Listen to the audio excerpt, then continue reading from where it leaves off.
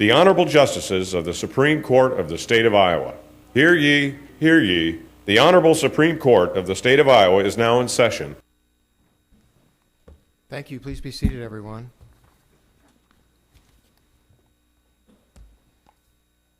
There are 5 cases that will be submitted to the court this afternoon. They are in re the marriage of Thatcher, State of Iowa versus John Hoyman, and 2 consolidated cases, Iowa Department of Human Services versus DeWitt Bank and Trust, DAC Inc., Jackie Scott, Morris Anderson Associates, and Iowa Department of Human Services versus Klasmeyer and Associates and Bank, Iowa. And the 5th and final case is State of Iowa versus Benjamin Lyon, and that case is now submitted without an argument. We will take a 5-minute brief recess after the second case, State versus Hoyman, before we'll start in with the Iowa Department of Human Services consolidated arguments. So we'll now begin with the Thatcher marriage case. Ms. Finley. May it please the court and counsel. I'm Kerry Finley, and together with Allison Heffern, we represent Ron Thatcher, who is seeking dismissal of these divorce proceedings on the grounds that they abated upon the death of his wife, Susan, before there had been a valid enforceable decree entered. Ron and Susan were married for 29 years and had 1 adult daughter. After being diagnosed with terminal cancer, Susan filed for divorce. 5 weeks after filing, she asked the district court to terminate the parties' marital relationship before the 90-day waiting period and before any discovery because she wanted to be divorced before she died. The district court granted Susan's request over Ron's resistance, and Susan died the next day. The dispositive issue in this appeal is that Iowa law does not allow district courts to bifurcate or separate the issues of the termination of marriage and a final property disposition. For that reason, all roads in this case lead to probate. Iowa Code Section 598.211 states, upon every judgment of dissolution, the court shall divide the property of the parties. Through Iowa Code 598.21, the Iowa legislature is directing Iowa district courts not to bifurcate the termination of the marriage and the property division. Do you think the legislature contemplated that when they wrote that language? I do, because other states, a few other states, have adopted the Uniform Marriage and Divorce Act, which expressly provides for bifurcation well, the Model Act does. Most of the states that enacted it do adopt that bifurcation provision. A few have opted out. Iowa did not adopt that act, and it did not include any bifurcation language in 598 anywhere or anywhere else in the Iowa Code. Most divorces in Iowa are uncontested, but let's do the hypothetical that the divorce is contested, that there has not been a breakdown of the marriage to the extent the marriage, whatever that, I get to say it, but you know what I'm talking about. Mm-hmm. Why couldn't the court bifurcate that to determine if one of the parties has proved there's been a breakdown in the marriage before they get to the property settlement? Because you don't have to do a property settlement if you're not going to grant a divorce. So what's preventing a court from doing it in that situation? Well, I would think that 598.21 stating that you can't do it, that upon the dissolution of marriage you have to have the property settlement. But it's an interlocutory ruling or decree, I mean, are you saying that if you bifurcate it, are you saying that you can't bifurcate it, but if you bifurcate it, it's only interlocutory and not a final ruling till the final judgment comes in? Yes. Okay, so and because the proceeding wasn't continued, you never got the final judgment entered. They're 2 separate arguments, I think. There are 2 ways of looking at it. The decree in this case is probably best viewed as a final decree that contained improperly contained an interlocutory, because in Iowa, a decree that dissolves a marriage is a final decree. But if it is interlocutory, then there hasn't been an enforceable decree entered, and it abates upon the party's death. Iowa law is very clear that if It seems to me that the rules of civil procedure and the general rules of practice will allow us to bifurcate issues. abs- But, and you agree with that? yeah, And absolutely. the problem becomes when you do that, bifurcate them, and I think I'm agreeing with you maybe. I'm just trying to think this through, but when you bifurcate them, just because you hear a trial on one issue doesn't make it final for purpose of judgment purpose. Or are you aware of anyone that does? Well, there's no question that you can bifurcate preliminary issues such as whether there's an enforceable premarital agreement or whether or not a common law marriage existed. Or whether there's a breakdown of the marriage relationship? But that isn't a preliminary matter. I mean, the final orders are custody, property, and termination I of the mean, marriage. following up on Justice Wiggins, I think he's got a good line of questioning. It seems that we're almost bifurcation. When we use the term, we normally think of just separating the trial of the issues. Here, we're really talking about something more than a procedural separation. You're talking about actually, at least as I understand the other side's characterization of the decree, it's a final decree of dissolution. And normally, when you bifurcate issues, they're tried separately, but there's no finality until you get to the end of the road. Am I right? Right. You're right. But Doesn't the statute override the general rule of civil procedure that allows bifurcation? If there's a statute that prohibits it or requires certain things to be done simultaneously, the statute prevails, right? right. So the Iowa Rule of Civil Procedure that allows for the bifurcation of divorce, that allows for the bifurcation of separate trials, generally, is 1.914. The Iowa Rules of Civil Procedure also provide that the rules do not apply in cases where the legislature has provided for a different procedure by statute. And, it's our position that 598.21 provides for a different procedure. What if we, oh, I'm sorry, go ahead. Let's assume, just for the sake of discussion, that we don't decide that 598 directs otherwise. And so we move to a consideration of whether bifurcation was justified, either based upon consideration of convenience or to avoid prejudice. How do you react to those two concepts? Okay, so if this court determines that in appropriate circumstances that there can be a bifurcation of the termination of the marriage and the property, you are looking at those two factors because that's all we have is 1.914. And I would note that the states that do allow for bifurcation of these issues have promulgated statutes and common laws so people know what those factors are. These are, but if we're looking at just the two, it certainly didn't contribute to judicial economy or convenience in this case. If it hadn't been entered upon the death of Susan, the parties would have proceeded to probate and this matter would have been done. It also didn't prevent prejudice because Ron has not had an opportunity to litigate against his spouse to establish the division of their marital property as is contemplated by Chapter 598. Why didn't he take her deposition to perpetuate her testimony? This case had only been on file for 5 weeks before the decree was entered. Did he drag things out or do anything to delay No, an expedited hearing? no. Couldn't the court in similar situations conduct an expedited hearing and do a sort of a deathbed deposition to preserve testimony?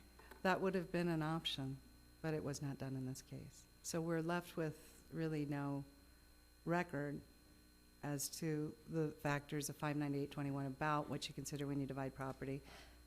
How do you deal with the statute that says civil actions survive death?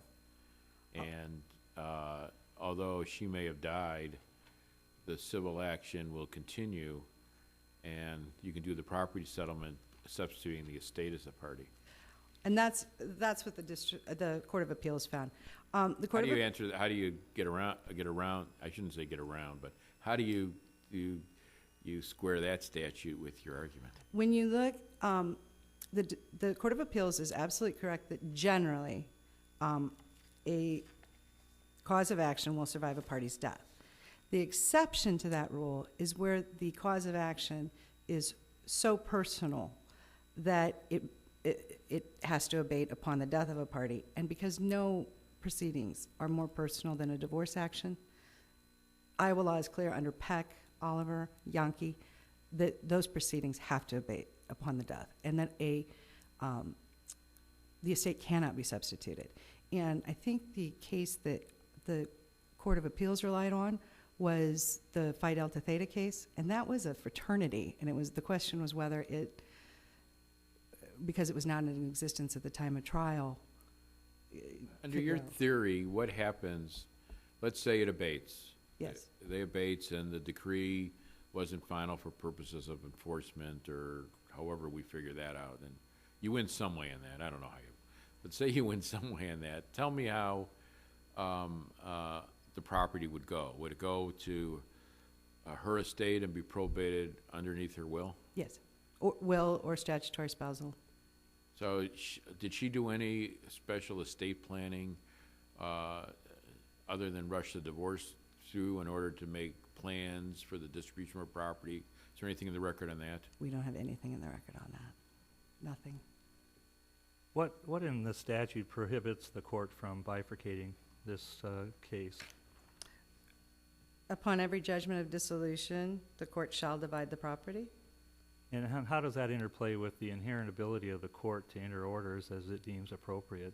And so I'm talking about the inherent ability of the judiciary to do whatever it needs to, unless it's prescribed in some legislative fashion, which, again, still may not be valid because of the separation of powers argument. So what prevented the court in this case, any statutory prohibition against the court doing that other than the language that you just read? There is no other, this is the only statute that was found that addresses the issue of bifurcation. There's no common law authority in Iowa.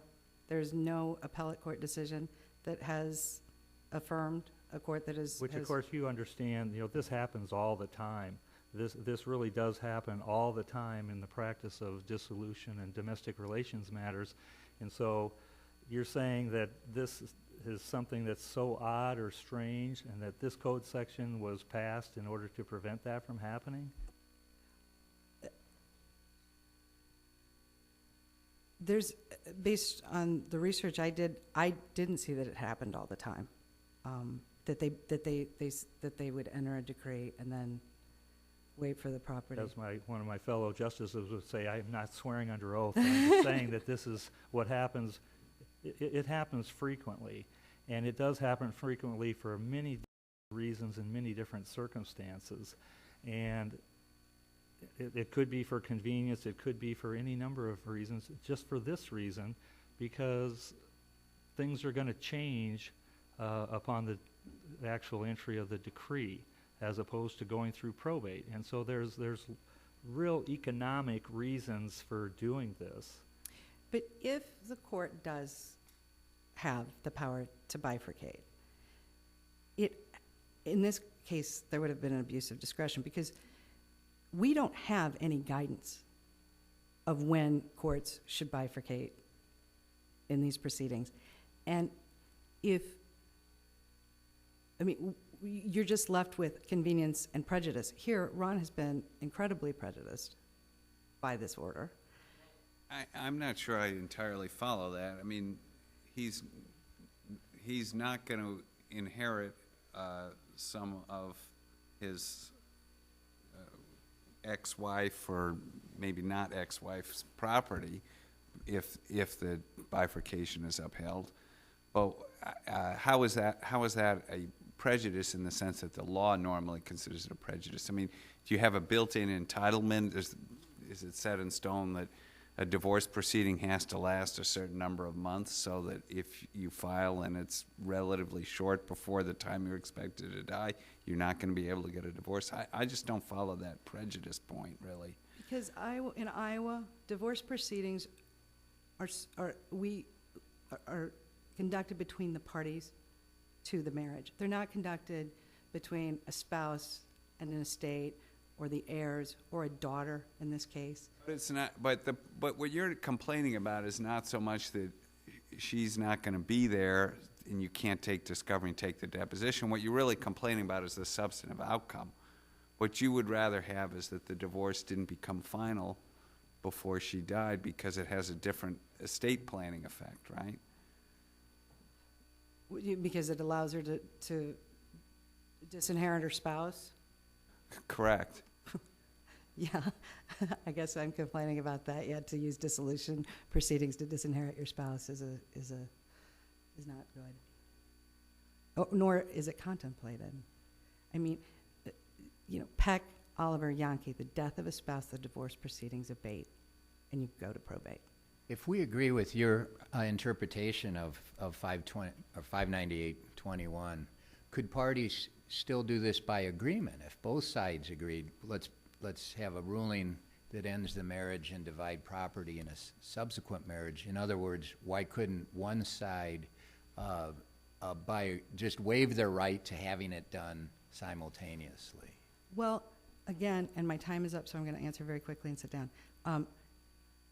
They could, if this court, that's really this court's determination, is to say when is bifurcation appropriate, when can you do it, if 598.21 allows it. Thank you. Thank you as well, Ms. Finley. Ms. Schulte.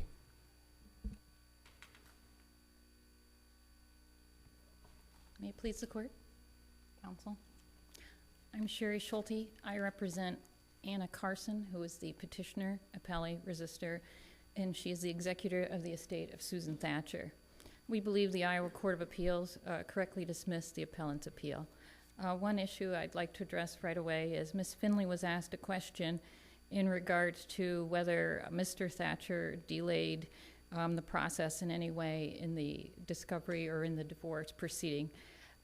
Susan Thatcher, even though she was fighting cancer, she did everything to prepare her financial affidavit, all the discovery, she got that over to the other side, and we had asked for a settlement conference as soon as possible. This was in November. Mr. Thatcher said he was available in February, although he knew that the state of her health. So we believe that there was some delay involved there. Can I interrupt for a second? First, someone needs to set the clock here, which they haven't done. But more importantly, I have two questions about your argument that caused me some concern. Okay. Do you have any authority in the state of Iowa when you bifurcate a trial that the judgment entered on the bifurcation part is a final judgment in the trial prior to deciding the second half? Now, sometimes it is because it may end the proceedings and it's final. But when it doesn't end the proceeding, do you have any Iowa authority under the rules of civil procedure or any case law that that judgment is final for the purpose of enforcement? The bifurcation order is not considered to be a final judgment. So we're saying the final judgment is going to be when all of this is adjudicated. We have a trial date set. There was specific language in the bifurcated order that we would have the property rights and debts set at a later date. If it's not a final order, technically when she died, she wasn't divorced because it's not a final order. And what does that do to probate if she wasn't divorced at her time of her death? Well, the decree was a judgment divorcing her. But it's not a final order. It can't be in those circumstances under Iowa law as I read it. So tell me, for the purposes of probate, is she married or not married? Well, for our purposes, we believe that she was divorced at the time that she died. Maybe for your purposes it is, but we have other things. We have probate. There's all kinds of tax consequences. In other words, can they file their federal returns as married? Can he file it as married because it's not final? I mean, there's all kinds of implications by not having a final decree. For Social Security purposes, what are they? I mean, so tell me what legal effect that decree has at the time of her death when it's not a final decree. We're saying that the marriage itself was dissolved. The court entered the bifurcated order. It did dissolve that portion, that Saying status. it's a final order then? Well, I'm not saying that the property rights weren't adjudicated and all of that. That will be done at a later date. So that portion wasn't the final. Let me take it one step further. If you look at the code, 59821, they have up to M, so what's that, 12 or 13 things you consider in dividing property, but once someone's dead, about 3/4 to 90% of them don't apply anymore, like the earning capacity, their education, those type of things don't apply. So how's the court going to divide the property applying these factors when they don't apply to a dead person? Well, I actually think that bodes well for, Ms. Finley was arguing that her client would be prejudiced, and I actually think that our client, if anything, would be more prejudiced by the division of the property, because he's going to be at the trial, he's going to be testifying, he's going to be able to have direct testimony, and we won't be able to have that testimony. But she doesn't need to live in the house, so we could give all the house to him, and age and physical and emotional health, he's the only one who needs the assets, so maybe all the assets should go to him. I mean, and the earning capacity of each, maybe it all should go to him because she doesn't need it to support herself. I mean, it just doesn't make sense under the statutory scheme that the reasons for the property settlement would allow for this bifurcation. And it just has all kinds of legal implications outside of the dissolution area which go unanswered. Certainly at the time that we have the decree, that these issues and all of the code sections that you're referring to are going to be considered by the court in making the equitable disposition of the property. We also believe that at the time that she died, this court had asked us originally to brief the issues in regards to the dismissal of the appeal, that we found that we didn't believe that it was a final order, and this court asked us to address whether it was a final order or whether it was an interlocutory review, and also what effect it would have on Susan's death, the fact that she died that particular order. I mean, to follow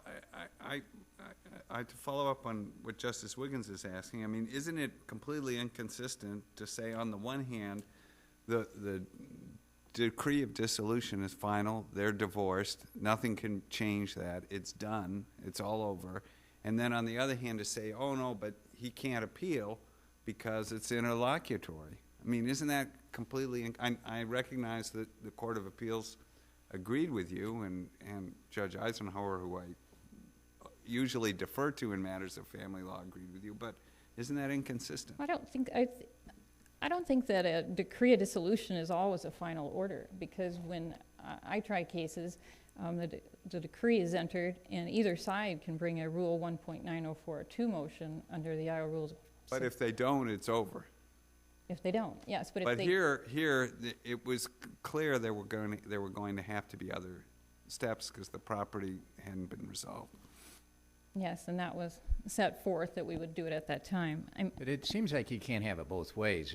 The reason we don't get involved midstream in cases, because it's a moving target. An interlocutory ruling, the district court can change its mind. So are you saying that the district court was free to undivorce them or withdraw? No, you're saying they were divorced, we're not going to revisit that. So then it's final for our review, isn't it? I mean, I do think that they were divorced in the sense that I don't think we can change her status to undivorced at this time. I mean, she died, on her death certificate says she's a divorced person. I don't think we can change her status, and that's why, in many ways, I think that it's moot, that portion of just trying to overturn her status on vacating the decree. But I think in this case is what this judge was presented with, was what you were saying earlier about prejudice and not prejudicing, and giving the court the discretion to be able to look at a situation with what that court had in front of it and try to make a decision that was fair and equitable. I don't think the death certificate is binding. I mean, I had a case where a client died, And I said they were common law, and the death certificate said they were married, and this court told me in no uncertain terms they weren't married, even though the death certificate said it. So I don't know what evidence is that, because you provide the information for the death certificate. Well, in the sense that when she did pass away, she was considered divorced. All other areas of her life, when she died, she was considered to be a divorced person. Counsel, How let do me you- ask you this question. I know we're focused on the facts of your case, but what policy considerations would there be to permit bifurcated divorce trials in this state? Well, and I've thought about this. I mean, in terms of what we've spoken about earlier, that in terms of the common law marriages and the prenuptial agreements are bifurcated, that's already being done. I don't think that this is going to, open up some door for people trying to bifurcate. I mean, this was a very specific set of circumstances with a lady who knew she had cancer. She knew she was dying. She had statements from her doctor that she'd be dying in 2 days. And she tried to make every effort to try to settle it, and it gives the other party a right to be able to extenuate a divorce, to drag things out, to make it look, so that they maybe can prevail better. So this court, with the circumstance that they had in front of them, took this, and I don't think that this is going to be happening. Isn't this within the 90-day waiting period, though? It was within, and So the 90 days was waived, and And the policy of the state, though, is go 90 days unless waived, and I think he might have waived it just to help her, but there is, I could see you making your argument if we're a year and a half into the divorce and she's dying and nothing was done. This was before the 90-day period. well, and the divorce did move rather quickly as her cancer progressed. She was trying to move it as quickly as she could. And as stated, I mean, she just simply didn't have the time, and this is what was in front of the court at the time. Could you help me with the language of the statute? What wording in 598.21 would permit bifurcation? Well, I think in terms of the final adjudication is going to be done at the later date. That was what was put in this court's order. This court used a discretion under bifurcation in general, and as we've said, sometimes in decrees there are judgments made that are overturned or expanded as that goes on, and that can be done as well. In terms of the issue of the bifurcation statute itself, excuse me, the statute, the civil procedure rule, they allowed the discretion and the prejudice to try to save my client of the prejudice, so. Under your theory, if she was entitled to alimony, could they award alimony to the estate for a certain number of years? No, I mean, she was not asking for alimony, and that, Well, this has to apply to every divorce, and sometimes they allow alimony even after death payable to the estate unless it cuts off at death. So if we were to allow this rule and the person was entitled to alimony after death, couldn't the person argue you got to pay alimony to the estate? I mean, if we're going to adopt your rule, this is not a rule just for you. This is a rule for everybody. well, I think if we'd have to go to, since the court in its bifurcation order said that we'd be dealing with the issues of property and debt at the second trial, you'd have to go with where you were at that second trial, where we're coming Talking up. about another person. I mean, if we adopt the rule, you could bifurcate it, you get divorced, someone dies, and it's a situation, we have cases where alimony doesn't stop at death, and alimony goes past death for a period of time, especially if it's reimbursement alimony, because you're reimbursing somebody for the money they paid for you to go to school, and that usually doesn't cease at death. Can the court order that in that situation, under Well, your theory? I think it's going to be on a case-by-case basis, because, I mean, as alimony is on the number of factors that you're given, so. You know, in other states where they allow it by explicit statutory provision, they often put conditions including certain orders in the decree of divorce that maintain the status quo, because it has implications for somebody who may be getting life insurance if they're the spouse, loses the life insurance proceeds if they're not the spouse, pension benefits, inheritance rights, et cetera. Is there anything in this order that maintained the status quo, that prohibited any transfer of assets, anything like that? There was, Your Honor. Okay, The how- court very specifically put what we call injunctive relief, that neither party would dissipate any assets during the pendency, that life insurance proceeds would be kept at each attorney's trust account. And so they were very wary of that. And so we've kept the status quo in this case. And in one other issue in terms of the cases, at this point, Doesn't the probate code disqualify him as a beneficiary if they're dissolved? I mean, there was no order saying that the probate code doesn't apply, because technically if he was the beneficiary, he can't get it once they're divorced. and he was listed as beneficiary as one of the life insurance policies. Doesn't at the least. beneficiary automatically get changed if there's a dissolution? Well, in the way that we were doing it and keeping the status quo, I mean, that issue hadn't been decided by the court, whether it would be decided later when we have the trial that's coming up on the property and debts. And I believe that the Iowa Court of Appeals, and as we look at it, we don't know at this point in time if Mr. Thatcher is truly prejudiced until we have an adjudication of what the property and debts would be after we have the hearing. What would your test be for when bifurcation is and isn't appropriate? Well- What are the circumstances that would make it appropriate? I think in this circumstance where you've got somebody that you've got documented evidence that their health, you know, and I think some of the other states such as Minnesota, there was a case that I'd cited that somebody in very poor health that you know is not going to be around till the time that you could have a trial, that would be something that I think would be appropriate.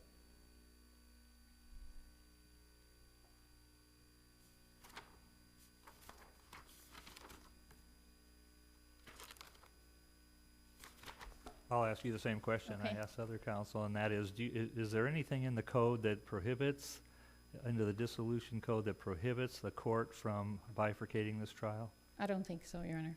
And is anything in the statute itself, first of all, you kind of know where I'm coming from anyway, but is there anything, do we have to have permission in a code? The legislature have to give us permission to bifurcate a trial? I don't think so, Your Honor. I think that the Iowa Rule of Civil Procedure 1.914 gave this court and gives the court the right to bifurcate in civil actions. Well, and I'm not even worried about that. I'm worried about the inherent power of the court to enter an order similar to this, even absent statutory authority, absent the rules of civil procedure. Doesn't the court have the inherent ability to enter orders of this nature? Yes, Your Honor. Counsel, we understand you reject the notion that your adversary was prejudiced, but when you made the argument in favor of bifurcation, did you assert both convenience and prejudice as grounds? We did assert prejudice, but And what was it? I looked for an explanation of what the prejudice was, and I was having trouble finding it. yeah, well, and convenience. We did assert because of her impending death. Focusing on the prejudice, what was your prejudice argument? Well, that if she passes away and the divorce decree was not entered, then the prejudice was that everything then would go. But your position is, your position here today is that there's no prejudice to your adversary if, I mean, you can still resolve all these Right. matters. We can. At post-death. Right. So, given your position Yes, on Your that point, how do you make the prejudice argument had it gone the other way? Well, Your Honor, it was important to her to be divorced before she passed away, and that was something she wanted desperately. And so that would be the prejudice. I just have one question. Tell me what's the basis for the court's inherent power? Is it constitutional? Is it statutory? That we can enter an order on anything we want to enter? Tell me the basis for that. I think the court has the common law inherent power to enter an order bifurcating. And But the bifurcation part I understand, but what you're talking about is entering an order rendering a divorce that doesn't include a property division final. That's what we're talking about. It's not the separation of the trials and all that. That happens all the time. It's this giving finality to something that only resolves a piece of the case. Where's the authority for that? For the inherent power to do that. The fact, and I believe I'm gone over it, I'm sorry, is that the,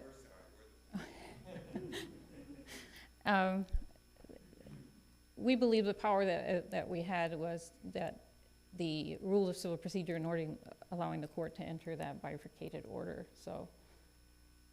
Okay, thank you, counsel. Thank you. Experienced divorce counsel on both sides. Is this practice, how often is this happening? I'm going to tell you. Over the objection of one side, You mean a a bifurcation? bifurcated divorce? I've been doing this almost 25 years, and I've never had this happen, so Okay. I don't think it'll happen again. Thank you. Rebuttal argument? I just talked to the other experienced divorce counsel, and she also has 25 years of experience, and she says she's never seen this happen. Does that mean you're not an experienced divorce lawyer? That would be accurate. In answer to your question about the court's inherent power, you know, the very first rule of civil procedure, Rule 1.101, states that the rules will govern unless the legislature has passed a different procedure. Now, if we're correct that 59821 requires that the property division and termination of the marriage be done simultaneously, then that would mean that the legislature has provided for a procedure, and that's discussed, I think, in our brief with Wade Farm, that if there is a law. Yeah, And- and I and guess y- and I what mean, I'm so the relying court- upon our previous authority when we talk about State versus Ho, and when we say specifically that it is a fundamental to our system of government that the authority of courts to act is conferred by the Constitution or by statute on the courts to enter these kinds of rulings. And that's, again, State versus Ho, I think written by the Chief Justice in this particular case, that says that we do have that authority unless somehow it's prescribed by somebody else. And that's the basis of where I'm coming from with the inherent authority aspect of things, which would even supersede, in my opinion, the rules of civil procedure and or statute. Okay. There is no evidence in this case that Ron delayed these proceedings. This was entered within 5 weeks. He had participated in discovery, done his initial disclosures, offered to engage in expedited. I'm curious, Thanks. why would he waive the 90 days if he was going to get prejudiced by it? I mean, he could have not waived the 90 days and the divorce couldn't proceed. The court would have to find good cause to waive the 90 days. I think he was feeling guilt. His wife was, he was dealing with a very sick spouse that had been ill for quite some time. And that brings me to my next point. You know, based on the submissions of Susan before the bifurcation, she stated that she was diagnosed in January with terminal cancer and given a 1-year prognosis. She waited 8 months to file for her divorce. If it was that important to her to get divorced, she didn't need to wait that close to her impending death, which would also tend to suggest that perhaps she had some ulterior motives in trying to disinherit her spouse. But Did the bifurcation order in the injunctive provision protect your client against prejudice? well, no, no, because here we are and trying to sort everything out. The other interesting provision in the bifurcation order, which just shows that this was being treated more like a probate, is the curious provision that gives the daughter $10,000. That's not keeping the status quo. She's an adult. One other thing, the big case that Susan relies on for that imminent death should be a reason to bifurcate is the risk appellate decision in Minnesota. The better reasoned decision we would submit would be the one from the Illinois Supreme Court, the Cohen case that says actually the threat of imminent death or the possibility of a death of a party is a reason not to bifurcate because of the issues that we're facing here. What are the policy arguments against allowing bifurcated divorces? The biggest one is, again, divorce proceedings are personal. They're between two spouses. If somebody's going to die, I mean, and the other thing is, I mean, if it's going to be allowed, certainly this court needs to give, or the legislature needs to give people some guidance as to when it's going to be allowed. I mean, here it's imminent death, which, depending on if you follow Risk or Cohen, is either a reason for or against bifurcation. What, you want to get remarried? Your girlfriend's pregnant? I don't know the answer to that. Nobody knows the answer to that because there's no law on it in Iowa, and I think we all looked for it. Well, and that raises kind of an important issue here, that there's a lot of gray areas in the law where it's not really clear what a trial judge can and can't do and should or shouldn't do. And in those instances, we do afford the latitude of the trial judge to make that discretionary call. Are you arguing in this case that because the legislature has not specifically spoken on this issue, that the trial court has no discretion to bifurcate in whatever circumstance that the judge might think is appropriate? No, if this court determines that that bifurcation is allowed in appropriate circumstances, notwithstanding 59821, then yes, the court would exercise its own discretion. However, again, in the few minority of jurisdictions that do allow this type of bifurcation, in every one of them, they have identified factors that would allow the courts some guidance when they do it. Right, clearly in some jurisdictions, the legislature has specifically spoken and provided procedures, set out factors for courts to follow. Or the courts have. Yeah. Or the courts. I mean, Illinois has a lot of common law that tells you when you can do this. But again, without that law, without that statute, the trial judge would have no discretion to act in this instance. it would have discretion under 1.914, which is convenience and prejudice, but we would That submit doesn't apply here. Oh, I'm so sorry. That's okay. But your main argument is that the legislature has spoken Yes. unambiguously and said you have to do it together. The decree of dissolution shall divide the property. You got to do it at the same time, right? Right. And here, we have 50 years of experience and nobody's seen this done. It would indicate that, it isn't contemplated under Iowa law. I mean, we're pretty good. Thank you. And we'll now hear the arguments in State versus Hoyman.